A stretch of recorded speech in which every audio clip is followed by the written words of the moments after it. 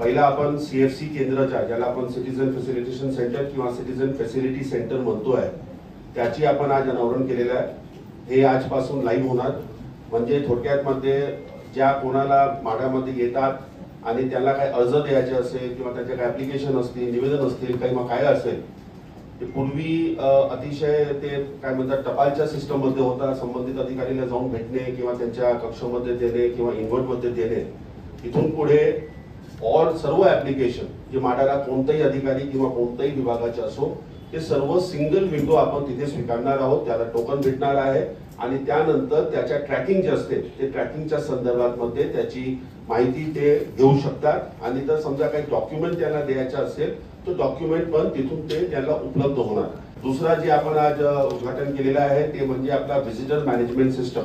आणि या visitor management सिस्टमचा मूळ हेतू एवढंच होता की आतापर्यंत तर कोणाला अपॉइंटमेंट घ्यायचं असेल कोणत्याही अधिकारी सोबत, तर ते अपॉइंटमेंट घेताना एक व्हॉट्सअप किंवा पत्र पाठवणे किंवा त्यांच्या PA किंवा इतर माध्यमातून पत्र पाठवून किंवा ईमेल पाठवून, आणि त्यामुळे बरेचदा असा सर्वसामान्य नागरिकांची असा तक्रार होती किंवा मला जे अनुभव आलेला आहे की त्या लोकांना वेळेवर अपॉइंटमेंट भेटत नव्हता.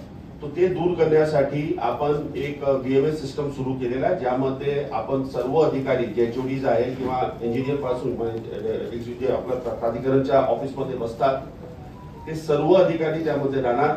आपल्याला ते अधिकारीचा स्लॉट ओपन होणार. ते स्लॉट ओपन झाल्यानंतर आपल्याला त्यांच्याशी आपल्याला अपॉइंटमेंट घ्यायचे असेल, आपल्याला अपॉइंटमेंट घेता येईल.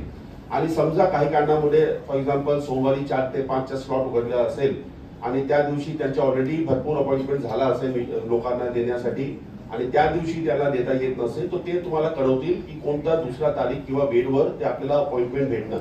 आणि हे जे आहे फ्रॉम VP पासून टू द लास्ट जे कोणी आपला अधिकारी माढ्यामध्ये कार्यरत आहे प्राधिकरणमध्ये, म्हणजे आता यामध्ये Mumbai board, repair board, slum board, Konkan board आणि प्राधिकरण हे सर्व समाविष्ट होणार आहे. त्याचा एक दुसरा भाग म्हणून आपण हे केलेला आहे की जसं आपला एअरपोर्टमध्ये डिजी यात्रा आहे, तो त्याच धर्तीवर आपण डिजी प्रवेश हे आपण एक माढ्याच्या डिजी प्रवेश आपण एक नवा संकल्पनाची सुरुवात केलेली आहे. याच्या थोडक्यात मध्ये असं आहे की आपल्याला वन टाइम रजिस्ट्रेशन त्यामध्ये करावं लागेल. आपला KYC द्वारे जे आपल्याला डिजी लॉकरच्या जे आपलं डॉक्युमेंट आहे, आधार किंवा आपला पॅन कार्ड असतील, आणि त्यामध्ये फेस रेकग्निशन सिस्टम आहे. बायोमेट्रिक्स पण आपण कदाचित आज सुरू केलेलं आहे त्यामध्ये, किंवा बायोमेट्रिक्स आपण नंतर आणणार आहोत.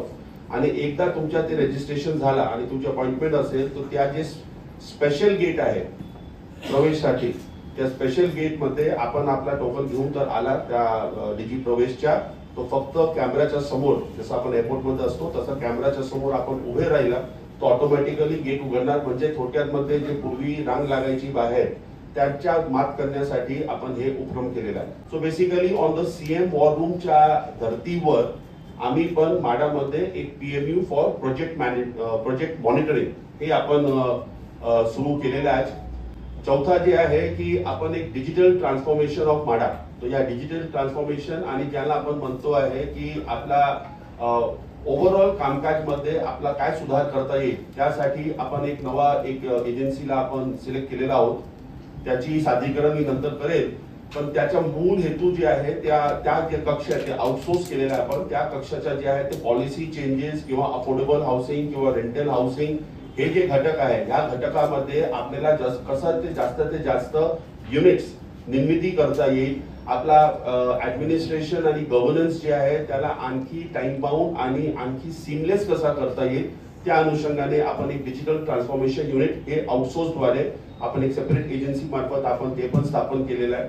आर्टिफिशियल इंटेलिजन्सच्या माध्यमातून efficient governance and time bound delivery या संकल्पनाची जे माननीय मुख्यमंत्रीच्या स्वप्न आहे किंवा त्यांचा निर्देश आहे, त्या अनुषंगाने आम्ही पण एक एजन्सी AI साठी आपण निवडणूक केलेला आहे. International standard, I would say that something which has never happened in the RTI, ते आपण आज करतो आहे. पण त्याच्या प्रत्यक्ष जे सुरुवात होईल ते 4-5 दिवसानंतर होईल. म्हणजे आपला जे माढ्याच्या जेवढं डॉक्युमेंट्स फाईल्स जे स्कॅन्ड आहे, जे आपला stock holding SHIL stock holding India limited हे जे सेंट्रल गव्हर्नमेंटच्या कंपनी आहे त्याच्या अनुषंगाने जे सर्व डॉक्युमेंट स्कॅन करून तिथे आहे आणि मापेमध्ये त्यांच्या ते स्ट्रॉंग रूम किंवा त्यांच्या जे सर्व्हर रूम आहे ते आहे. आपण एक 3 दिवसानंतर किंवा 4 दिवसानंतर आपण ते लिंक फॉर ऑल माडा फाइल्स, ऑल माडा डॉक्युमेंट्स, बारिंग सम लीगल किंवा असा जे काही सेन्सिटिव्ह असेल ते वगळून हे सर्व डॉक्युमेंट म्हणजे सुमारे 15 कोटी डॉक्युमेंट पब्लिक डोमेन मध्ये उपलब्ध होणार. हे आपण व्हॉलंटरी करत असल्यामुळे आम्ही फक्त त्यामध्ये एक इनबिल्ट मेकॅनिझम करतोय, ज्यामध्ये जे कोणी डॉक्युमेंट बघायचे असेल त्यांना त्यांच्या रजिस्ट्रेशन करावं लागेल एक केवायसी धर्तीवर.